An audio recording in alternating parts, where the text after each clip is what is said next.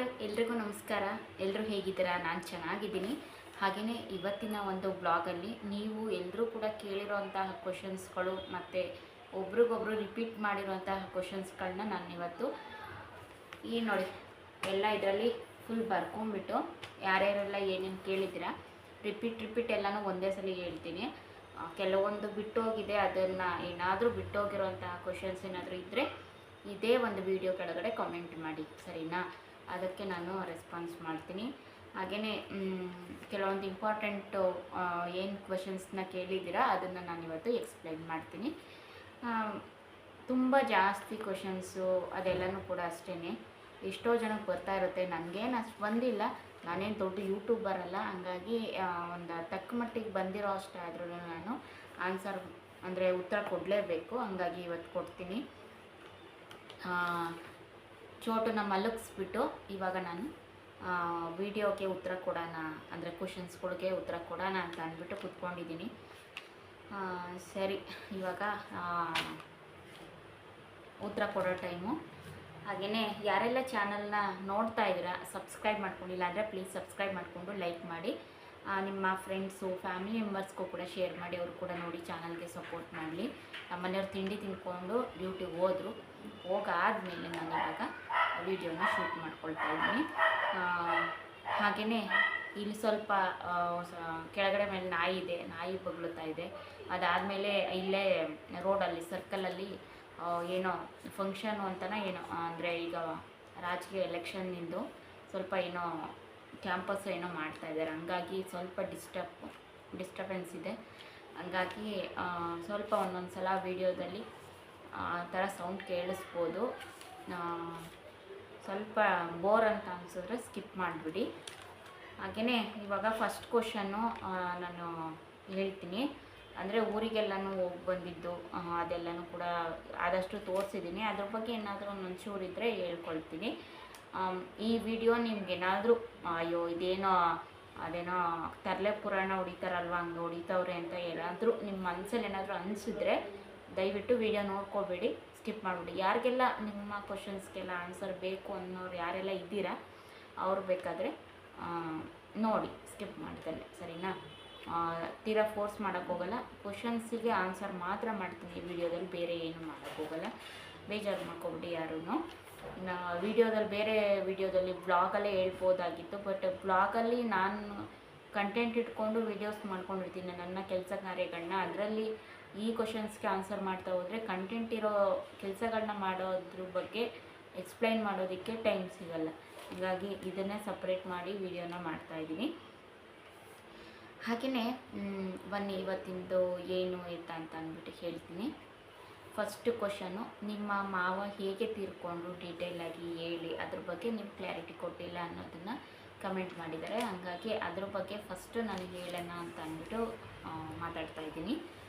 ಅವ್ರಿಗೆ ಏಜ್ ಆಗಿತ್ತು. ಏಜ್ ಆಗಿರೋದಲ್ಲೇ ಅವರು ಮದುವೆ ಸ್ಟಾರ್ಟಿಂಗಲ್ಲಿ, ಅಂದರೆ ಏಜ್ ಇರುವಾಗ, ಅವ್ರಿಗೆ ಬಿಸಿ ರಕ್ತ ಇರುವಾಗ ಅವರು ಅವಾಗ ಸೇಂದಿ ಮಾರೋದಕ್ಕೆ ಅಂತ, ಆಲ್ಮೋಸ್ಟ್ ಎಲ್ಲಿಗೋ ಗೊತ್ತಿರುತ್ತೆ ಅವಾಗ ಹಿಂದಿನ ಕಾಲದಲ್ಲಿ ಸೇಂದಿ ಮಾರೋದಕ್ಕೆ ಅಂತ ಅಂದ್ಬಿಟ್ಟು ಬಾಟಲಲ್ಲಿ ಹಾಕ್ಕೊಂಡು ಸೈಕಲಲ್ಲಿ ಹೋಗ್ತಾಯಿದ್ರಂತೆ. ಆವಾಗ ಬಾಟ್ಲುಗಳೆಲ್ಲ ಹೊಡ್ಕೊಂಡು ಕಾಲ ಮೇಲೆಲ್ಲ ಚುಚ್ಕೊಂಡಿದ್ವಂತೆ. ಅದು ಎಫೆಕ್ಟು ನರಕ್ಕೆಲ್ಲ ಬಿದ್ದಿದೆ. ಆವಾಗಿಂದ ಇವಾಗ ಏಜ್ ಆಗ್ತಾ ಅದು ನೋವೆಲ್ಲ ಕಾಣಿಸ್ಕೊಂಡಿತ್ತು. ಈಗ ನನ್ನ ಮದುವೆ ಆಗಿ ಸ್ಟಾರ್ಟಿಂಗಿಂದನೂ ಸ್ವಲ್ಪ ಕಾಲು ನೋವು, ನರಗಳೆಲ್ಲ ಊದ್ಕೊಳ್ಳೋದು, ಕಾಲು ಊದ್ಕೊಳ್ಳೋದು, ಈ ರೀತಿ ಕಾಲು ನೋವು, ಎಲ್ಲಾದರೂ ಜಾಸ್ತಿ ದೂರ ತಿರುಗಾಡೋಂಗಿಲ್ಲ, ಈ ರೀತಿ ಎಲ್ಲ ಆಗ್ತಾಯಿತ್ತು.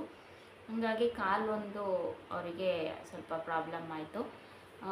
ಆಮೇಲೆ ಅದರಿಂದನೇ ಸ್ವಲ್ಪ, ಆಮೇಲೆ ಇನ್ನೂ ಒಂದು ಸಲ ಬೇರೆ ಅದ್ರ ಬಗ್ಗೆ ಎಲ್ಲ ಹೇಳೋದಕ್ಕೆ ಇಷ್ಟ ಇಲ್ಲ, ಏನೋ ಪ್ರಾಬ್ಲಮ್ ಆಗಿತ್ತು. ಅದಾದ ನಂತರ ಕಾಲು ನೋವು ಎಲ್ಲ ಜಾಸ್ತಿ ಆಯಿತು. ನೋವು ತಡೆಯೋಕ್ಕಾಗಿಲ್ಲ ಅವ್ರಿಗೆ. ಕಾಲೆಲ್ಲ ಒಂಥರ ಗಾಯ ಆದಂಗಾಗಿ ಅದೆಲ್ಲ ಸಪ್ಟಿಕ್ಕಾಗಿ ಅಂಟು ಗಾಯ ಅಂತಾರಲ್ಲ, ಸ್ವಲ್ಪ ಗಾಯ ದೊಡ್ಡದಾಗೋದು, ಆ ರೀತಿ ಎಲ್ಲ ಆಯಿತು. ಆಮೇಲೆ ಊಟನೂ ಸ್ವಲ್ಪ ಸರಿಯಾಗಿ ಮಾಡ್ತಾ ಇರಲಿಲ್ಲ. ಇಲ್ಲೇ ನೀವು ನೋಡ್ತಾ ಇರ್ಬೋದು, ನಮ್ಮ ಎಷ್ಟೊಂದು ಬ್ಲಾಗ್ಗಳಲ್ಲೆಲ್ಲ ತೋರಿಸಿದ್ದೀನಿ. ನಮ್ಮ ಮನೆಯವರು ಹಾಸ್ಪಿಟ್ಲಿಗೆ ಕರ್ಕೊಂಡು ಹೋಗಿದ್ದಾರೆ, ಅವ್ರು ಇವತ್ತು ಬರಲ್ಲ. ಹಾಗೆಯೇ ಊರಿಗೆ ಹೋಗಿದ್ದಾರೆ ನೋಡ್ಕೊಂಡು ಬರೋಕ್ಕೆ, ಮತ್ತು ಹಾಸ್ಪಿಟಲಿಗೆ ಸೇರಿಸಿದ್ದೀನಿ ನಮ್ಮ ಅವ್ರನ್ನ ಅಂತ ಅಂದ್ಬಿಟ್ಟು ಎಲ್ಲ ಹೇಳ್ತಾ ಇದ್ದೆ ನಾನು. ಹಂಗಾಗಿ ಆವಾಗಲಿಂದನೂ ಕೂಡ ಸ್ವಲ್ಪ ಅವರಿಗೆ ಹೆಲ್ತ್ ಇಶ್ಯೂ ಇತ್ತು, ಕಾಲಿಂದೇನೆ ಅರ್ಧ. ಅದಾದಮೇಲೆ ಸ್ವಲ್ಪ ಕಾಲಿಂದಾಗೇ ಸ್ವಲ್ಪ ಜ್ವರ ಬರೋದು, ಹುಷಾರಿಲ್ದಂಗೆ ಆಗೋದು, ಈ ರೀತಿ ಯಾರಿಗೆ ತಾನೇ ಕಾಲು ನೋವು ಬಂದಾಗ ಅಥವಾ ಏನೇ ಒಂದು ಪೇಯ್ನ್ ಇದ್ದಾಗ ತಡೆಯೋಕ್ಕಾಗಲ್ಲ, ಆ ಪೇಯ್ನ್ ತಡೆಯೋಕ್ಕಾಗ್ದಲೇ ಇದ್ದಾಗ ಅವ್ರಿಗೆ ಜ್ವರ ಬಂದುಬಿಡುತ್ತೆ. ಹಾಗಾಗಿ ಆ ರೀತಿ ಆಯಿತು. ಆಮೇಲೆ ಇತ್ತೀಚೆಗೆ ಒಂದು 3-4 ತಿಂಗಳಿಂದ ಅವರು ತೀರ್ಕೊತಾರೆ ಅನ್ನೋ 3-4 ತಿಂಗಳಿಂದ ಕೂಡ ಅವರು ಸರಿಯಾಗಿ ನಿದ್ದೆ ಮಾಡ್ತಾ ಇರಲಿಲ್ಲ, ಮಲ್ಕೊಂಡೇ ಇಲ್ಲ ಕರೆಕ್ಟಾಗಿ, ಬರೀ ಕುತ್ಕೊಂಡು ನಿದ್ದೆ ಮಾಡೋದೇನೆ ಅಷ್ಟೇ. ನೋವು ತಡೆಯೋಕ್ಕಾಗಲ್ಲ ನೋಡಿ, ಹಂಗಾಗಿ ಅದೊಂದು ಇಶ್ಯೂ ಆಯಿತು. ಆಮೇಲೆ ಊಟನೂ ಸರಿಯಾಗಿ ಮಾಡ್ತಾ ಇರಲಿಲ್ಲ, ತೀರಾ ಊಟ ಬಿಟ್ಬಿಟ್ರು. ಎಲ್ಲಾದರೂ ಒಂದು 3 ಸ್ಪೂನ್ ಊಟ ತಿನ್ನೋರು ಅಷ್ಟೇ, ಇನ್ನೇನು ತಿಂತಾ ಇರಲಿಲ್ಲ. ಮುದ್ದೆ ಜಾಸ್ತಿ ಇಷ್ಟಪಡ್ತಾಯಿದ್ರು, ಮುದ್ದೆನೂ ಸ್ಕಿಪ್ ಮಾಡಿದ್ರು. ಟೀ ಜಾಸ್ತಿ ಕುಡಿತಾಯಿದ್ರು, ಟೀನೂ ಸ್ಕಿಪ್ ಮಾಡಿದ್ರು. ಹಿಂಗಾಯಿತು. ಆಮೇಲೆ ಸಡನ್ನಾಗಿ ನನ್ನ ಮಗನ ದೊಡ್ಡ ಮಗ ಇದ್ದಾನಲ್ಲ ಚಿಂಕು, ಅವ್ನ ಬರ್ತ್ಡೇ ದಿನವೇ ಫುಲ್ ಸೀರಿಯಸ್ ಆಗಿತ್ತು. ಅದಾದ ನಂತರ ಏನು ಸಮಾಧಾನ ಮಾಡಿ ಅದ್ರ ನೆಕ್ಸ್ಟ್ ಡೇ ಹಾಸ್ಪಿಟ್ಲಿಗೆ ಅಂತ ಅಂದ್ಬಿಟ್ಟು ಕರ್ಕೊಂಡು ಹೋದರು ನಮ್ಮ ಮನೆಯವರು. ಮತ್ತು ನಮ್ಮ ಮನೆಯವರು ನನ್ನ ಮೈದನ್ನ, ಹಾಗೆಯೇ ನನ್ನ ದೊಡ್ಡ ಮಗನೂ ಕೂಡ ನಮ್ಮ ಮನೆಯವ್ರು ಬಿಟ್ಟಿರೋದಲ್ಲ, ಅವನು ಕೂಡ ಹೋಗ್ತಾ ಇರಬೇಕಾದ್ರೆ ದಾರಿಯಲ್ಲಿ ಅವರು ತೀರ್ಕೊಂಡಿದ್ದು. ಅಂದರೆ ಅವರಾಗಲೇ ಸ್ವಲ್ಪ ಇಲ್ಲೆಲ್ಲ ಹಾಸ್ಪಿಟಲಿಗೆಲ್ಲ ಕರ್ಕೊಂಡು ಬಂದು, ರಾಮಯ್ಯ ಹಾಸ್ಪಿಟಲ್ಗೆ ಎಲ್ಲನೂ ಇಲ್ಲೇ ಅಡ್ಮಿಟ್ ಮಾಡಿದರು. ಒಂದ್ಸಲಿ ಅವ್ರಿಗೆ ಅಂದರೆ ನಾವೆಲ್ಲ ಡಿಲಿವರಿ ಟೈಮಲ್ಲಿ ಈ ಥರ ಎಲ್ಲ ಹಾಸ್ಪಿಟ್ಲ್ ನೋಡಿರ್ತೀವಿ, ಅವರು ಏನೂ ನೋಡಿರಲ್ಲ ಆಗಿನ ಕಾಲದಲ್ಲಿ. ಇವಾಗ ICU ವಾರ್ಡು ಅಂದರೆ ಎಂಥವ್ರಿಗೂ ಕೂಡ ಸ್ವಲ್ಪ ಶಾಕ್ ಆದಂಗೆ ಆಗುತ್ತೆ, ಸ್ವಲ್ಪ ಹಾರ್ಟ್ ಅಟ್ಯಾಕ್ ಆದಂಗೆ ಆಗಿತ್ತು. ಹಂಗಾಗಿ ಅದಾಗಿ 1 ತಿಂಗಳಿಗೆ ತೀರ್ಕೊಂಡಿದ್ದು. ಹಂಗಾಗಿ ಮನೇಲೇನು ತೀರ್ಕೊಳ್ಳಿಲ್ಲ, ಹೋಗೋ ದಾರಿಯಲ್ಲಿ ಹಾಸ್ಪಿಟ್ಲಿಗೆ ಕರ್ಕೊಂಡು ಹೋಗ್ಬೇಕಾದ್ರೆ ತೀರ್ಕೊಂಡ್ರು. ಇಷ್ಟೇ. ನಮ್ಮ ಅವ್ರ ಬಗ್ಗೆ ಹೇಳಿ ಅಂತಾಯಿದ್ರು, ಏನೋ ಅದ್ರ ಬಗ್ಗೆ ಡೀಟೇಲ್ ಕೊಡಲಿಲ್ಲ ಅಂದ್ರಲ್ಲ, ಹಂಗಾಗಿ ಹೇಳಿದ್ದು ಅಷ್ಟೇ. ಸ್ವಲ್ಪ ಅವ್ರಿಗೆ ಏಜ್ ಆಗಿತ್ತು, ಹಾಗೆಯೇ ಊಟ ತಿಂಡಿ ಎಲ್ಲ ಬಿಟ್ಬಿಟ್ಟಿದ್ರು ಸ್ವಲ್ಪ ಅಷ್ಟೇ. ಸ್ವಲ್ಪ ಕಾಲು ಎಫೆಕ್ಟಿಂದಾಗಿ ಆ ರೀತಿ ಆಯಿತು. ನೆಕ್ಸ್ಟ್ ಕ್ವಶನು ಫುಲ್ ಡೀಟೇಲು ಹೇಳಿದ್ದೀನಿ ಅಂತ ನಾನು ಭಾವಿಸ್ತೀನಿ. ಹಾಗೆಯೇ ಇನ್ನೊಂದು ಹೇಳಿದರೆ, ಊರಲ್ಲಿ ಯಾರಿದ್ದಾರೆ ಇವಾಗ ಅಂತ, ಅವ್ರು ನಮ್ಮ ಅತ್ತೆನೇ ಇದ್ದಾರೆ, ಇನ್ನೂ ಚೆನ್ನಾಗಿದ್ದಾರೆ. ಅವರು ಮನೇಲಿ ಕೂತ್ಕೊಂಡ್ರೆ ನನಗೆ ಸುಮ್ಮನೆ ಯೋಚನೆ ಮನೇಲಿ ಕೂತ್ಕೊಂಡು ಏನು ಮಾಡೋಣ ಅಂತ ಅವರು ಒಂದು ಹಸುಗಳಿದ್ವಲ್ಲ 2, ಹಂಗಾಗಿ ಹಸುಗಳು ನೋಡ್ಕೊತಾ ಇದ್ದಾರೆ. ಹಸುಗಳು ನೋಡ್ಕೊಳ್ಳೋದು, ಮನೆ ಇರೋದು ಅಷ್ಟು ಮಾಡ್ತಾಯಿದ್ದಾರೆ. ಒಬ್ಬರೇ ಇರೋದು. ಹಬ್ಬ ಉಂದ್ಮೇಲೆ ನಾವು ಹೋಗಿ ಮಾಡ್ಕೊಂಡ್ಬರ್ತೀವಿ. ನೆಕ್ಸ್ಟ್ ಕ್ವಶನು, ನಿಮ್ಮ ಚಿಕ್ಕ ಮಗನ ಹೆಸರೇನು, ಎಷ್ಟು ತಿಂಗಳು ಅಂತ ಅಂದ್ಬಿಟ್ಟು ಕೇಳಿದ್ದೀರಾ. ಚೋಟು ಅಂತ ಏನು ಕರಿತೀನಿ ಅಂದರೆ, ಅವ್ನು ಚೌತಿ ದಿನ ಹುಟ್ಟಿರೋದು, ಹಂಗಾಗಿ ಚೋಟು ಅಂತಲೇ ಕರಿತೀವಿ. ಚೋಟು ಅಂತ ಅಂದರೆ ಚು ಚೆ ಈ ರೀತಿ ಹೆಸರು ಬಂದಿರೋದು. ಹಂಗಾಗಿ ಸಿಂಪಲ್ಲಾಗಿ ಅಡ್ಡ ಹೆಸರು ನಿಕ್ ನೇಮ್ ಇರಲಿ ಅಂತ ಅಂದ್ಬಿಟ್ಟು ಚೋಟು ಅಂತ ಅಂದ್ಬಿಟ್ಟು ಇಟ್ಟಿದ್ದೀನಿ. ಆಮೇಲೆ ಎಷ್ಟು ತಿಂಗಳು ಅಂತ ಕೇಳ್ತಾ ಇದ್ದೀರಾ. ಇವಾಗ 9 ಮಂತ್ ರನ್ನಿಂಗು, 3ನೇ ತಾರೀಕು ಬಂದರೆ 9 ಮಂತ್ ರನ್ನಿಂಗು, ಅಂದರೆ 8 ತುಂಬಿ 9ಗೆ ಬೀಳುತ್ತೆ. ಹಾಗೆಯೇ ನಿಮ್ಮ ಚಿಕ್ಕ ಮಗಂಗೂ ದೊಡ್ಡ ಮಗಂಗೂ ಎಷ್ಟು ವರ್ಷ ಡಿಫರೆನ್ಸು, ಅವ್ರು ಹುಟ್ಟಿದ ಡೇಟ್ ಆಫ್ ಬರ್ತ್ ಏನು. ನನ್ನ ದೊಡ್ಡ ಮಗನ ಹೆಸರು ಚಿಂಕು ಅಂತ, ನಮ್ಮಮ್ಮ ಇಟ್ಟಿರೋದು ಅದು ಚಿಂಕು ಅಂತ ಅಂದ್ಬಿಟ್ಟು ಅಡ್ಡ ಹೆಸರು. ಅವನ ಹೆಸರು ಬಂದು ರುಷಾಂತ್ ಅಂತ. ಅದೇನೋ ರುಷಾಂತ್ ಅನ್ನೋ ಹೆಸರು ಅವನಿಗೆ ಬಂದಿಲ್ವಂತೆ, ಅವನದು ಜಾತಕನೇ ಅಲ್ಲ ಅಂತ ಹೇಳ್ತಾ ಇದ್ದಾರೆ. ಅದ್ರ ಬಗ್ಗೆ ನನಗಿನ್ನೂ ಗೊತ್ತಾಗಿರಲಿಲ್ಲ. ಅದಾದಮೇಲೆ ಗೊತ್ತಾಯಿತು. ಅದಕ್ಕೆ ಒಂದು ಸಲ ನಾನೇ ಜೋಯಿಶ್ರ ಹತ್ರ ಕೇಳೋಣ ಅಂತ ಅಂದ್ಕೊಂಡಿದ್ದೀನಿ. ಅರಸೀಕೆರೆ ಹತ್ರ ಕೋಡಿಮಠ ಅಂತ ಇದೆ ನೋಡಿ, ಅಲ್ಲೊಂದು ಸಲ ಕೇಳೋಣ ಅಂದ್ಕೊಂಡಿದ್ದೀನಿ. ಕೇಳಿಬಿಟ್ಟು ಎಲ್ಲ ನೋಡಬೇಕು. ಇವನಿಗೆ ಒಂದು ಸಲ ಹೆಸ್ರು ಕೇಳೋಕ್ಕೆ ಹೋಗ್ತೀನಲ್ವ, ಹಂಗಾಗಿ ಅವನ ಡೇಟ್ ಆಫ್ ಬರ್ತು 2021 ಮಾರ್ಚ್ 30 ಅಷ್ಟೇ ಡೇಟ್ ಆಫ್ ಬರ್ತು. 30/3/2021 ಅವನ ಡೇಟ್ ಆಫ್ ಬರ್ತು. ರುಷಾಂತ್ ಅಂತ, ಚಿಂಕು ಅಂತ ಕರಿತೀವಿ. ರುಷಾಂತ್ ಅನ್ನೋದು ಹೆಸರು ಚೇಂಜ್ ಮಾಡಬೇಕು, ಚಿಂಕು ಅಂತ ಕರಿತಾ ಇದ್ದೀವಿ ನಾರ್ಮಲಾಗಿ. ಹಾಗೆಯೇ ಚಿಕ್ಕವನ ಹೆಸರು ಚೋಟು ಅಂತ, ಹೆಸರು ಇನ್ನೂ ಕಟ್ಟಿಲ್ಲ ನಾನು. ಚೇ ಅಂತ ಬಂದಿರೋದ್ರಿಂದ ಚೋಟು ಅಂತ ಕರಿತಾ ಇದ್ದೀನಿ. ಚಿಂಕು ಚೋಟು ಅಂತ ಕರೆಕ್ಟ್ ಆಗುತ್ತಲ್ವ, ಅದಕ್ಕೋಸ್ಕರ. ಇವನ ಡೇಟ್ ಆಫ್ ಬರ್ತ್ ಬಂದುಬಿಟ್ಟು ಸೆಪ್ಟೆಂಬರ್ 3, 2023. ಹಂಗಾಗಿ ಇವನ ಡೇಟ್ ಆಫ್ ಬರ್ತು, ಅವನ ಡೇಟ್ ಆಫ್ ಬರ್ತು ಈ ರೀತಿ ಇದೆ. 3ರಿಂದನೇ ಇದೆ. ನಂದು ಆಗಸ್ಟ್ 3, ನನ್ನ ಮಕ್ಕಳದು ದೊಡ್ಡೊಂದು 30, ಚಿಕ್ಕೊಂದು 3, ಈ ರೀತಿ 3 ಲಕ್ಕಿ ನಂಬರ್ ಬಂದುಬಿಟ್ಟಿದೆ. ನೆಕ್ಸ್ಟು ಅವರಿಬ್ರಿಗೂ ಏಜ್ ಡಿಫ್ರೆನ್ಸು 2.5 ವರ್ಷ ಇದೆ. ಡಿಫ್ರೆನ್ಸ್ ಎಷ್ಟು ಅಂತ ಕೇಳಿದರೆ 2.5 ವರ್ಷ ಇದೆ ಅಷ್ಟೇ. ಆಮೇಲೆ ನಿಮ್ಮ ಮನೆ ರೆಂಟ್ ಎಷ್ಟು ಅಂತ ಕೇಳಿದರೆ, ನಮ್ಮ ಮನೆ ರೆಂಟ್ ಬಂದು 50,000 ಅಡ್ವಾನ್ಸು, 8,000 ಬಾಡಿಗೆ ಇದೆ. ಜಾಸ್ತಿ ಆಯ್ತಲ್ಲ ಪೂಜಾ ಅಂತ ಕೇಳ್ಬೋದು. ಹೌದು, ಈಗ ಇರೋ ಏರಿಯಾದಲ್ಲಿ ಗಾರ್ಮೆಂಟ್ಸ್ಗಳು, IT-BT ಕಂಪ್ನಿಗಳು, ಹಾಗೆಯೇ ಹೋಟೆಲ್ಗಳು, ಹಾಗೆಯೇ ಏನು ಬೇರೆ ಬೇರೆ ಕಂಪ್ನಿಗಳೆಲ್ಲ ಇದೆ. ಹಂಗಾಗಿ ಸ್ವಲ್ಪ ಏರಿಯಾ ಡಿಪೆಂಡು. ಹಂಗಾಗಿ ಮನೆ ರೆಂಟು ಜಾಸ್ತಿ, ಅಡ್ವಾನ್ಸು ಜಾಸ್ತಿ. ನಿಮ್ಮ ವೆಯ್ಟ್ ಎಷ್ಟು, ಹೊಟ್ಟೆಗೆ ಬೆಲ್ಟ್ ಹಾಕ್ತೀರಾ ಅಂತ ಕೇಳಿದ್ದೀರಾ. ನನ್ನ ವೆಯ್ಟು ಬಂದು ಹೇಳ್ಬಾರ್ದು. ನಾನು ವೆಯ್ಟೇ ಹಾಕ್ಸಿಲ್ಲ. ವೆಯ್ಟ್ ಹಾಕ್ಸಿದ್ದು ಅವಾಗ ಹಾಕ್ಸಿದ್ದೆ, ಇವಾಗ ಹಾಕ್ಸಿಲ್ಲ. ಆವಾಗ ಇದ್ದಿದ್ದು 62 kg ಇದೆ. ಇವಾಗ ಸ್ವಲ್ಪ ಸಣ್ಣನೇ ಆಗಿದ್ದೀನಿ. ಹತ್ರ 56 kg ಆಗಿದ್ದೀನಿ ಅಂತ ಅಂದ್ಕೊತೀನಿ. 56 ಇಲ್ಲ 57 ಅಷ್ಟೇ ಇರೋದು ಅಂದ್ಕೊತೀನಿ. ಇನ್ನೂ ವೆಯ್ಟ್ ಹಾಕ್ಸಿಲ್ಲ. ಏನಾರು ವೆಯ್ಟ್ ಹಾಕ್ಸೋಕೆ ಹೋದಾಗ ಹೇಳ್ತೀನಿ, ಹೊಟ್ಟೆಗೆ ಬೆಲ್ಟ್ ಹಾಕ್ತೀರಾ ಅಂತ ಕೇಳಿದ್ರೆ ಇಲ್ಲ ಹಾಕಲ್ಲ ಹೊಟ್ಟೆಗೆ ಬೆಲ್ಟು. ಯಾಕೆ ಅದೇನೋ ಹೇಳ್ತಾರಲ್ಲ, ವೀಡಿಯೋಗೆ ಬೇಕು ಅಂತ ಅಂದ್ಬಿಟ್ಟು ವೀಡಿಯೋದಲ್ಲೆಲ್ಲ ನಾನು ಅಸಹ್ಯವಾಗಿ ಕಾಣುತ್ತೆ ಅಂತ ಹೊಟ್ಟೆಗೆ ಬೆಲ್ಟ್ ಹಾಕೋದೇ ಬಿಟ್ಬಿಟ್ಟೆ. ಹಾಕೇ ಇಲ್ಲ ನಾನು ಹೇಳ್ಬೇಕಂತ ಅಂದರೆ. ಊರಲ್ಲೂ ಹಾಕಿಲ್ಲ, ಇಲ್ಲೂ ಹಾಕಿಲ್ಲ. ಸಬ್ಸ್ಕ್ರೈಬರ್ಸ್ ಇಂಪ್ರೂವ್ ಆಗೋಕ್ಕೆ ಏನು ಮಾಡಬೇಕು ಅಂತ ಅನ್ನೋದಾದರೆ, ಆಮೇಲೆ ಇನ್ನೂ ಒಂದು ಪ್ರಶ್ನೆ ಕೇಳಿದ್ದಾರೆ, ಯಾಕೆ ನಿಮ್ಮ ಸಬ್ಸ್ಕ್ರೈಬರ್ಸ್ ಕಮ್ಮಿ ಆಗ್ತಿದ್ದಾರೆ? ಇದನ್ನು ಕೇಳಿರೋರು ಪಲ್ಲವಿ ಗೌಡ. ನಮಗೆ ಕರೆಕ್ಟಾಗಿ ಕೇಳಿದ್ದಾರೆ, ಅವರಿಗೆ ಆನ್ಸರ್ ಕೊಡಲೇಬೇಕು. ಇದು ಎರಡು ಒಟ್ಟಿಗೆ ಆನ್ಸರ್ ಕೊಡ್ತೀನಿ. ಯಾಕೆ ಸಬ್ಸ್ಕ್ರೈಬರ್ಸು ಕಮ್ಮಿ ಆಗ್ತಾ ಇದ್ದಾರೆ, ಯಾಕೆಂದರೆ ಸಬ್ಸ್ಕ್ರೈಬರ್ಸ್ ಇಂಪ್ರೂವ್ ಆಗೋಕ್ಕೆ ಏನು ಮಾಡಬೇಕು ಅಂತ. ಬೆಸ್ಟ್ ಐಡಿಯಾ ಅಂತ ಅಂದರೆ, ಒಂದು ದಿನವೂ ವೀಡಿಯೋ ಸ್ಕಿಪ್ ಮಾಡಬಾರ್ದು, ಆಗ್ತಲೇ ಇರಬಾರ್ದು. ಹಾಗೆಯೇ ಶಾರ್ಟ್ಸ್ ವೀಡಿಯೋನ ಜಾಸ್ತಿ ಹಾಕಬೇಕು. ಇಷ್ಟು ಮಾಡಿದ್ರೆ ನಿಜವಾಗ್ಲೂ ತುಂಬಾ ಇರುತ್ತೆ. ಹಂಗೇ ಕಂಟೆಂಟ್ ಇಟ್ಕೊಂಡು ವೀಡಿಯೋ ಮಾಡಬೇಕು. ಕಂಟೆಂಟ್ ಇಲ್ಲ ಅಂತ ಅಂದ್ರೂ ಡೈಲಿ ನೋಡೋರಿಗೆ ಅವರಿಗೆ ಇಂಟ್ರೆಸ್ಟ್ ಬರೋ ಥರ ಯಾವ ಥರ ನೋಡ್ತಾರೆ. YT ಸ್ಟುಡಿಯೋದಲ್ಲೆಲ್ಲ ಇಂಪ್ರೆಸ್ ಆಗಿರೋ ಜನ ಯಾವ ವೀಡಿಯೋಗೆ ಎಷ್ಟು ಪರ್ಸೆಂಟೇಜಲ್ಲಿ ಇಂಪ್ರೆಸ್ ಆಗಿದ್ದಾರೆ, ಈ ಥರ ಕಂಟೆಂಟ್ ಇಟ್ಕೊಂಡು ವೀಡಿಯೋ ಮಾಡಬೇಕು ಅನ್ನೋದೆಲ್ಲ ಇರುತ್ತೆ. ಅದನ್ನು ನೋಡಿಕೊಂಡು ನಾವು ವೀಡಿಯೋಸ್ನ ಮಾಡ್ಕೊಂಡು ಹೋದರೆ ಜನಕ್ಕೂ ಇಷ್ಟ ಆಗುತ್ತೆ, ಜಾಸ್ತಿ ಸಬ್ಸ್ಕ್ರೈಬರ್ಸು ಇಂಪ್ರೂವ್ ಆಗ್ತಾರೆ, ಶೇರ್ಗಳು ಜಾಸ್ತಿ ಬರುತ್ತೆ, ವ್ಯೂಸು ಕೂಡ ಜಾಸ್ತಿ ಬರುತ್ತೆ. ಇದೊಂದು ಒಂಥರ ಐಡಿಯಾನ ಯೂಸ್ ಮಾಡ್ಕೋಬೋದು. ಮೇಯ್ನು ಶಾರ್ಟ್ಸ್ ವೀಡಿಯೋನ ಜಾಸ್ತಿ ಹಾಕಬೇಕು, ಒಂದು ದಿನನೂ ಸ್ಕಿಪ್ ಮಾಡಬಾರ್ದು. ಇದು ನನಗೂ ಅನ್ವಯಿಸುತ್ತೆ. ಈಗೆಲ್ಲ ಯಾರು ಕೇಳ್ತಾ ಇದ್ದೀರ ಸಜೆಷನು ಅವ್ರಿಗೂ ಕೂಡ ಅನ್ವಯಿಸುತ್ತೆ. ಹಾಗೆಯೇ ತುಂಬ ಇಂಪಾರ್ಟೆಂಟ್ ಕ್ವಶನ್ ಕೇಳ್ತಾ ಇದ್ರಿ, ಇದಕ್ಕೆ ನಾನು ಆನ್ಸರ್ ಕೊಡಲೇಬೇಕು.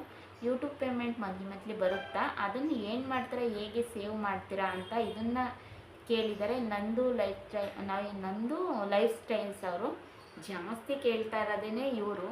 ಹೇಳಿ ಅಂತ ಅಂದ್ಬಿಟ್ಟು ಇದ್ರ ಬಗ್ಗೆ ನಾನು ಹೇಳ್ತೀನಿ.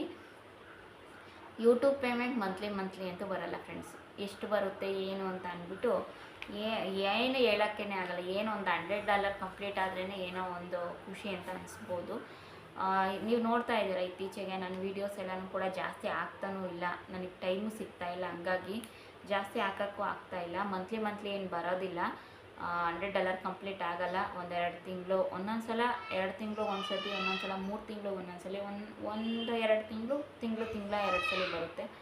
ಈ ರೀತಿ ಆಗುತ್ತೆ. ಈಗ ಹೋದ ತಿಂಗಳು ಒಂದ್ಸಲ ಬಂತು, ಈ ಮಂತ್ ಬರಲ್ಲ, ನೆಕ್ಸ್ಟ್ ಮಂತ್ ನೋಡಬೇಕು. ಈ ಮಂತೆಲ್ಲ ಫುಲ್ ಹಾಕಿದ್ರೆ ನೆಕ್ಸ್ಟ್ ಮಂತ್ ನೋಡಬೇಕು ಹೆಂಗೆ $1 ಕಂಪ್ಲೀಟ್ ಆಗುತ್ತೆ ಅಂತ ಅಂದ್ಬಿಟ್ಟು. ಈಗ ಬಂದಿರೋಂಥ ಪೇಮೆಂಟ್ಸ್ಗಳು ಹೆಂಗಾಗುತ್ತೆ ಅಂತ ಅಂದರೆ, ಈಗ ಪರಿಸ್ಥಿತಿ ಈಗ 1 ವರ್ಷದಿಂದ ನಮ್ಮ ಮನೆಯವರು ಅವರ ತಂದೆ ಕಡೆ ಅಂದರೆ ನಮ್ಮ ಮಾವವ್ರ ಕಡೆ ನೋಡ್ಕೊತಾ ಇದ್ರು. ಸರಿಯಾಗಿ ಅಲ್ಲಿ ಸುತ್ತುತ್ತಾ ಇರೋದ್ರಿಂದ ಸರಿಯಾಗಿ ಕೆಲ್ಸಕ್ಕೆ ಹೋಗ್ತಾ ಇರಲಿಲ್ಲ, ಪೇಮೆಂಟ್ ಸರಿಯಾಗಿ ಬರ್ತಾ ಇರಲಿಲ್ಲ. ಆ ರೀತಿ ಆಗೋದು. ಆಮೇಲೆ ಮನೆಗೆ ತರಕಾರಿಗಳಿಗೆ ಕಾಸು ಕೊಡ್ತಾ ಇರಲಿಲ್ಲ ಅಂತ ಅಂದರೆ ಅಲ್ಲಿಗೆ ಹೋಗ್ತಾ ಇರೋರು. ಕೆಲಸಗಳಿಲ್ಲ ಅಂತ ಅಂದರೆ ಸಂಬಳ ಹೆಂಗೆ ಬರುತ್ತೆ ಅಲ್ವಾ? ಮನೇಲಿ ಇದ್ದಿದ್ದು ನಾನೇ ಮೇಂಟೈನ್ ಮಾಡ್ಕೊಂಡು ಹೋಗ್ಬೇಕಾಗಿತ್ತು. ಹಂಗಾಗಿ ಬರುವಂಥ ಸಂಬಳ ನನಗೆ ಬಾಡಿಗೆ ಕಟ್ಟೋದಕ್ಕೆ, ಹಾಗೆಯೇ ಮನೆಯಲ್ಲಿರೋ ಅಂತಹ ತರಕಾರಿಗಳು ತರೋದು, ಹಾಲು ತರೋದು, ಮೊಸರು ತರೋದು, ಇದಕ್ಕೆ ಖರ್ಚಾಗ್ತಾಯಿತ್ತು. ಇನ್ನು ಒಡವೆಗೆ ಬಡ್ಡಿ ಕಟ್ಟಬೇಕಾಗಿತ್ತು. ಮತ್ತು ಒಡವೆ ಚೀಟಿ ಎಕ್ಸ್ಟ್ರಾ ಬೇರೆ ಇದೆ, ಅದನ್ನು ಬೇರೆ ಕಟ್ಟಬೇಕು. ಆಮೇಲೆ ಊರಲ್ಲಿ ಚೀಟಿ ಇದೆ, ಅದನ್ನು ಕಟ್ಟಬೇಕು. ಹಾಗೆಯೇ ದಿನಸಿ ತರ್ತೀವಲ್ವ ಅಂಗಡೀಲಿ, ಅದಕ್ಕೆ ದಿನಸಿ ಮಂತ್ಲಿ ಐಟಮ್ ಕಟ್ಟಬೇಕು. ಮತ್ತು ಇನ್ನೇನು ಮಕ್ಕಳಿಗೆ ಸರ್ಲಾಕಂತೆ, ಬಟ್ಟೆ ಅಂತೆ ಅದು ತರಬೇಕು. ಇವನು ಎದ್ದಿದ್ದ, ಹಂಗಾಗಿ ಎತ್ಕೊಂಬರೋಕ್ಕೆ ಅಂತ ಹೋದೆ. ಹಾಗೆಯೇ ಹೇಳ್ತಾ ಇದ್ದೆ ಇವನ್ನೆಲ್ಲ ಮಾಡ್ತಾರ ಪೂಜಾ ಅಂತ ಅಂದ್ಬಿಟ್ಟು ಕೇಳ್ಬೋದು. ಹೌದು, ಕೆಲವ್ರಿಗೆಲ್ಲ ಹಂಗೆ ಅನಿಸಲ್ಲ, ಕೆಲವ್ರಿಗೆಲ್ಲ ಅನಿಸುತ್ತೆ. ಅನಿಸ್ತಲೇ ಇದ್ದವ್ರಿಗೆಲ್ಲನೂ ನಾವು ನಾನು ನಿಜವಾಗ್ಲೂ ಹಿಂಗೆ ಮಾಡ್ತೀನಿ ಅಂತ ನಾನು ಬಂದು ಪ್ರೂವ್ ಮಾಡೋಕ್ಕಾಗೋದಿಲ್ಲ. ನಮ್ಮ ಕಷ್ಟ ಅಥವಾ ನಮ್ಮ ಶ್ರಮ ನಮ್ಮಲ್ಲೇ ಇರಲಿ. ನೋಡೋಣ, ಮುಂದಕ್ಕೆ ಒಳ್ಳೊಳ್ಳೆ ಟೈಮ್ ಬರ್ಬೋದು. ಏನಾದರೂ ಅಷ್ಟೆಲ್ಲ ತಿಂಗಳ ಬರೋಂಗಿದ್ದು ನಾನು ಎಲ್ಲ ಸೇವ್ ಮಾಡ್ಕೊಂಡು ಇರೋಂಗಿದ್ದಿದ್ರೆ ಹಿಂಗಿರ್ತಾ ಇದ್ನ, ಅಥವಾ ನಾನು ಲೈಫ್ ಸ್ಟೈಲೇ ಬೇರೆ, ನಾನು ನಿಮಗೆ ತೋರಿಸೋ ರೊಟೀನೇ ಬೇರೆ, ಆ ಥರ ಏನಾದರೂ ತೋರಿಸ್ತಾ ಇದ್ದೀನ? ಇಲ್ಲ, ಇರೋ ಸತ್ಯನ ನಿಜವಾಗ್ಲೂ ತೋರಿಸ್ತಾ ಇದ್ದೀನಿ ಅಷ್ಟೇ. ಇರೋ ಈಗಿನ ಸಿಚುವೇಶನ್ನ ಬ್ಲಾಗ್ ಮೂಲಕ ನಿಮಗೆ ಶೇರ್ ಮಾಡ್ಕೊತಾ ಇದ್ದೀನಿ ಇಷ್ಟೇ. ಅದರಲ್ಲಿ ಸೇವ್ ಆಗೋವಂತಹ ₹1 ಇಲ್ಲ, ಎಲ್ಲ ಈ ರೀತಿ ಖರ್ಚುಗಳಾಗ್ತಾಯಿದೆ. ಇನ್ನು ಮುಂದಕ್ಕಾದ್ರೂ ಅಂದರೆ ನಮ್ಮ ಮನೆಯವ್ರನ್ನ ಅದೆಲ್ಲ ಕಾರ್ಯಗಳೆಲ್ಲ ಮುಗಿಸ್ಕೊಂಡ್ಬಂದ್ವಲ್ಲ, ಸ್ವಲ್ಪ ಇನ್ನೊಂದೆರಡು ತಿಂಗಳು ಅವ್ರಿಗೂ ಸಹ ಸುಧಾರಿಸ್ಕೊಳ್ಳೋಕ್ಕೆ ಟೈಮ್ ಬೇಕಾಗುತ್ತೆ. ನೋಡಬೇಕು ಇನ್ನು ಮುಂದಕ್ಕೆ ಎಲ್ಲನೂ ಅವರೇ ಮೇಂಟೈನ್ ಮಾಡ್ಕೊಂಡು ಹೋಗ್ತಾರಾ, ಇಲ್ಲ ನಾನೇ ಮಾಡಬೇಕಾ, ಅದನ್ನು ಸ್ವಲ್ಪ ಯೋಚನೆ ಮಾಡಬೇಕು. ಕೆಲಸಗಳು ಹೆಂಗಿರುತ್ತೆ ಇನ್ನು ಮುಂದಕ್ಕೆ ನೋಡಿಕೊಂಡು. ಅಂದರೆ ಊರ ಸೈಡ್ ಮಾಡೋಣ ಅಂತ ಅಂದರೆ ಊರ ಸೈಡ್ ಇನ್ನೂ ಅಂದರೆ ಅಣ್ಣ ತಮ್ಮದಿರು ಇದ್ದಿದ್ದ ಕಡೆ ಸ್ವಲ್ಪ ಇದಿರುತ್ತಲ್ವ, ಹಂಗಾಗಿ ಅವ್ರವ್ರ ಹೆಸ್ರಿಗೆಲ್ಲ ಬಂದಿಲ್ಲ ಇನ್ನು. ಅದರ ಜೊತೆಗೆ ಸ್ವಲ್ಪ ಏನು ಬೋರು ಇದೆ, ನೀರು ಬರುತ್ತೆ, ಎಲ್ಲ ಕೆಲಸ ಮಾಡ್ಬೋದು, ಆ ಥರನೂ ಏನೂ ಇಲ್ಲ. ಹಂಗಾಗಿ ಅಲ್ಲೇನೂ ಮಾಡೋಕ್ಕಾಗಲ್ಲ ಅನ್ನೋ ಕಾರಣಕ್ಕೆ ಬೆಂಗಳೂರನ್ನೋ ಒಂದು ಬೆಂಗಳೂರು ಕಡೆ ಒಲವನ್ನು ತೋರಿಸಿರೋದು. ಇಲ್ಲಿ ಒಂದಲ್ಲದಿದ್ದರೆ 100 ಕೆಲಸ ಸಿಗುತ್ತೆ, ಮಾಡ್ಕೋಬೋದು ಅನ್ನೋ ವೇದಿಕೆ ಅಂತ ಹೇಳ್ಬೋದು. ಅದ್ರ ಜೊತೆಗೆ ನೆಕ್ಸ್ಟು ಅಷ್ಟೇ, ಗೊತ್ತಾಯ್ತಲ್ಲ, ಜಾಸ್ತಿ ನಂದು ಲೈಫ್ ಸ್ಟೈಲ್ ಅವರು ಕೇಳ್ತಾಯಿದ್ರು, ಅವರಿಗೆ ಉತ್ತರ ಕೊಟ್ಟಿದ್ದೀನಿ ಅಂತ ಭಾವಿಸ್ತೀನಿ. ಇದ್ರ ಜೊತೆಗೆ ಚಿಂಕುನ ಬೆಂಗಳೂರಿಗೆ ಕರ್ಕೊಂಡು ಬರಲ್ವಾ ಅಂತ ಕೇಳಿದ್ದೀರಾ. ಹೌದು, ಕರ್ಕೊಂಡು ಬರ್ತೀನಿ. ಸ್ವಲ್ಪ ಇನ್ನು 1 ವರ್ಷ ಕರ್ಕೊಂಡು ಪರ್ಮನೆಂಟಾಗಿ ಇಲ್ಲೇ ಇರಿಸ್ಕೊಳ್ತೀನಿ. ಯಾಕಂತಂದರೆ ಅವನಿಗೆ ಸ್ವಲ್ಪ ನಮ್ಮ ಕಡೆ ಒಲವು ಜಾಸ್ತಿ. ನಮ್ಮಮ್ಮ ತುಂಬ ಚೆನ್ನಾಗಿ ನೋಡ್ಕೊತಾರೆ. ಆದರೂ ಕೂಡ ಇವನಿಗೆ ಚೋಟು ಅಮ್ಮ ಚೋಟು ಅಂತ ಇರ್ತಾನೆ. ಯಾವಾಗ್ಲೂ ಜರಿಕೊಳ್ತಾನೆ, ಮಕ್ಕಳು ಜರಿಕೊಳ್ತಾರಲ್ವ ಆ ರೀತಿ ಜರಿಕೊಳ್ತಾನೆ. ಅದಕ್ಕೋಸ್ಕರ ಅವನು ಕರ್ಕೊಬರ್ಬೇಕು, ಸ್ಕೂಲಿಗೆ ಹಾಕಬೇಕು. ಸ್ವಲ್ಪ ಮಾತು ಕಮ್ಮಿ, ಹಂಗಾಗಿ ಇನ್ನೊಂದು ವರ್ಷದಷ್ಟೊತ್ತಿಗೆ ಇಂಪ್ರೂವ್ ಆಗ್ತಾನೆ ಅಂತ ಭಾವಿಸಿದ್ದೀನಿ. ನೋಡಿ ಒಂದು ಪ್ಲೇ ಗ್ರೂಪ್ಗೋ ಅಥವಾ ಫ್ರೀ ನರ್ಸರಿಗೋ ಏನಕ್ಕಾದ್ರೂ ಹಾಕ್ತೀನಿ ಇನ್ನೊಂದು ವರ್ಷ. ಅಷ್ಟರೊಳಗಡೆ ಏನೋ ಅಂದ್ಕೊಂಡಿದ್ದೀವಿ, ಒಂದು ಐಡಿಯಾ ಇದೆ.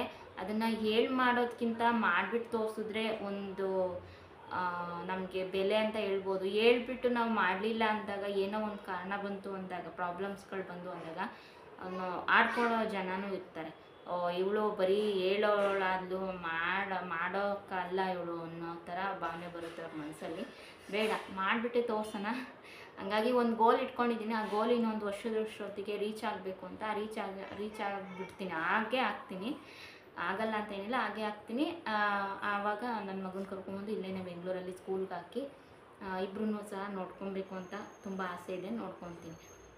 ಅದಾದಮೇಲೆ ನಿಮ್ಮ ಮಕ್ಕಳ ಡೇಟ್ ಆಫ್ ಬರ್ತು ಅದಾಯಿತು. ಅದನ್ನು ರಿಪೀಟ್ ಕೇಳಿದ್ದಾರೆ, ಅದನ್ನು ಕೂಡ ಮತ್ತೆ ಬರ್ಕೊಂಬಿಟ್ಟಿದ್ದೀನಿ. ನೆಕ್ಸ್ಟು ನನ್ನ ಚಾನೆಲ್ನ ಕನೆಕ್ಟ್ ಮಾಡಿ, ವೈರಲ್ ಮಾಡಿ, ಪ್ರಮೋಷನ್ ಮಾಡಿ ಅಂತ ಕೇಳ್ತಾ ಇರ್ತಾರೆ ಕೆಲವರೆಲ್ಲ. ಪ್ರಮೋಷನ್ ಮಾಡಿ ಅಂದರೆ ಈ ಥರ ಎಲ್ಲ ತಪ್ಪು. ಅವ್ರವ್ರ ಚಾನಲ್ನ ಅವ್ರವರೇ ಇಂಪ್ರೂವ್ ಮಾಡ್ಕೋಬೇಕು. ಅಂದರೆ ಅವ್ರ ಕಾಲ ಮೇಲೆ ಅವರೇ ನಿಂತ್ಕೋಬೇಕು ಅಂತ ಹೇಳ್ತಾರಲ್ಲ, ಹಂಗೆ ನನ್ನ ಚಾನಲ್ನ ಯಾರು ಕೂಡ ಪ್ರಮೋಷನ್ ಮಾಡಿಕೊಡ್ಲಿಲ್ಲ.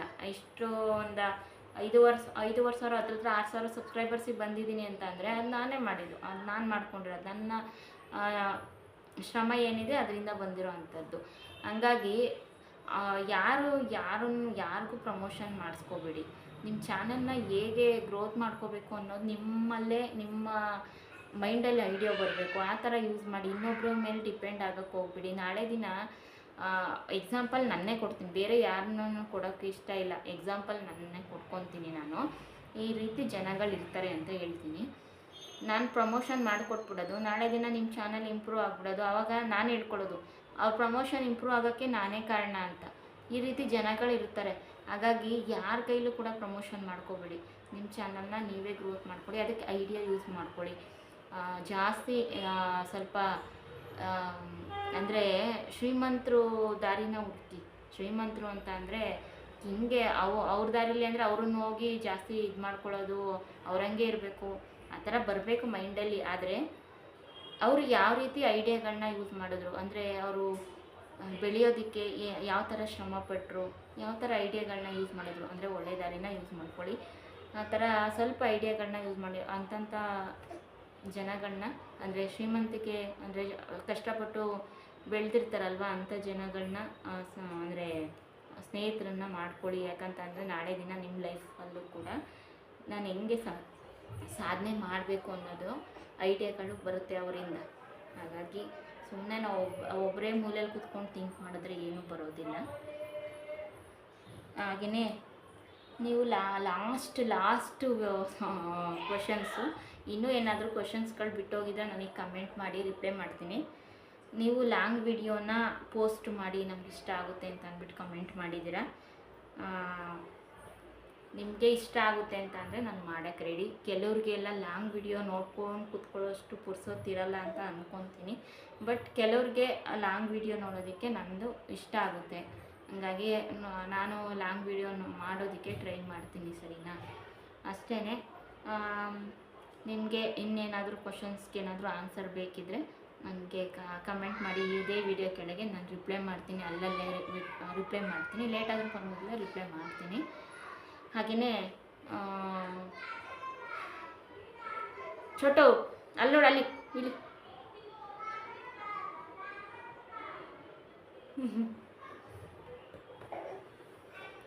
ಇಲ್ಲಿ ಮತ್ತೆ ಇನ್ನೇನಾದರೂ ಕ್ವಶನ್ಸ್ ಇದ್ದರೆ ಅದನ್ನೇ ಇದು ಮಾಡಿ. ಹಾಗೆಯೇ ಹೇಳಿದ್ನಲ್ಲ, ಎಷ್ಟು ನಿಮ್ಮ ಕ್ವಶನ್ಸ್ಗಳಿಗೆ ಆನ್ಸರ್ ಸಿಕ್ಕಿದೆ ಅಂತ ಭಾವಿಸ್ತೀನಿ. ಇವಾಗ ಇವ್ನಿಗೊಂದು ಸ್ವಲ್ಪ ಸರಿ ತಿನ್ನಿಸಿ, ಆಮೇಲೆ ಸ್ವಲ್ಪ ಹೊತ್ತು ಆಟಾಡಿಸಿ, ಎಣ್ಣೆ ಉಜ್ಜಿಬಿಟ್ಟು ಸ್ನಾನ ಮಾಡಿಸಿ ಮಲಗಿಸ್ಬಿಟ್ರೆ 1-2 ಅವರ್ ಮಲ್ಕೊತಾನೆ.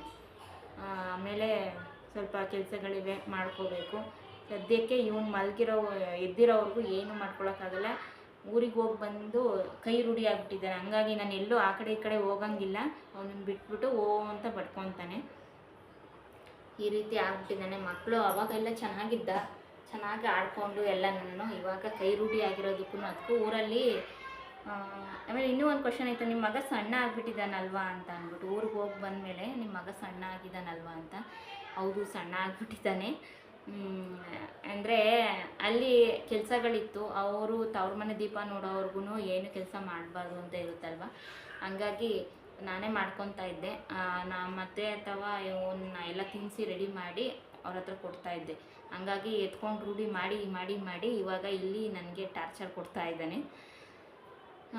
ಹಂಗಾಗಿ ಸ್ವಲ್ಪ ಇವನ ಕಡೆ ಜಾಸ್ತಿ ನಾನು ಇಲ್ಲಿ ತೋರಿಸೋಷ್ಟು ಊರಲ್ಲಿ ಜಾಸ್ತಿ ಇವನ ಕಡೆ ಇಂಟ್ರೆಸ್ಟ್ ತೋರಿಸ್ತಾ ಇರಲಿಲ್ಲ. ಹಂಗಾಗಿ ಸ್ವಲ್ಪ ಸಣ್ಣ ಆಗಿಬಿಟ್ಟಿದ್ದಾನೆ. ಇನ್ಮೇಲೆ ಒಂದು ಸ್ವಲ್ಪ ಇಂಪ್ರೂವ್ ಮಾಡಬೇಕು. ಹಾಗೆ ಇವತ್ತಿನ ವ್ಲಾಗ್ ನಿಮ್ಮೆಲ್ಲರಿಗೂ ಕೂಡ ಇಷ್ಟ ಆಗಿದೆ ಅಂತ ಭಾವಿಸ್ತೀನಿ. ಇಷ್ಟ ಆಗಿದರೆ ಪ್ಲೀಸ್ ಒಂದು ಲೈಕ್ ಮಾಡಿ.